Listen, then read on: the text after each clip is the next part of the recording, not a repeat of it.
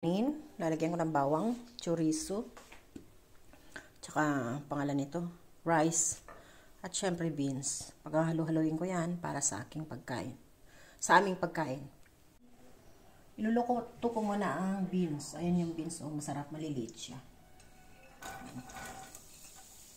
Naman ang bawang at tsaka ang chorizo. Hahalo ko. At syempre, hindi maano ang fried rice kung walang itlog. Kaya kailangan may itlog. Ayan na siya. Pwede nang ilagay yung kanin.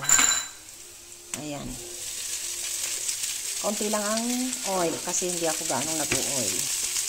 Kaya kaunti lang. Hindi rin ako ganong nag-aasin.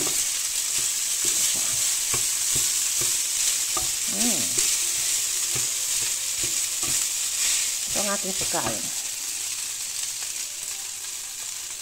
Ayan guys, ang kinalabasan ng ating fried rice.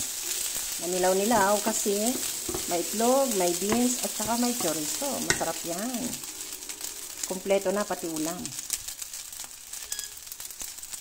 Pansinin nyo guys, halo-halong menu ang menu ko sa ngayon kasi pinagsama sa pinag-ano ko ang mga leftover para kakainin namin, sayang naman kung itatapon.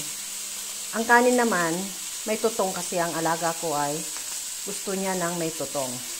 Siyempre, yung croquetas niya kagabi, patatas, at saka yan, tira-tirang karne din, at saka yan.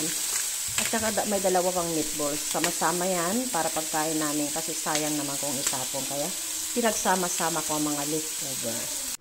Ayan guys, kakain na kami ng lunch. Halo-halo ang aming pagkain. Halo-halong menu. Kasi nga, mga tira-tira or leftover, kung sabihin.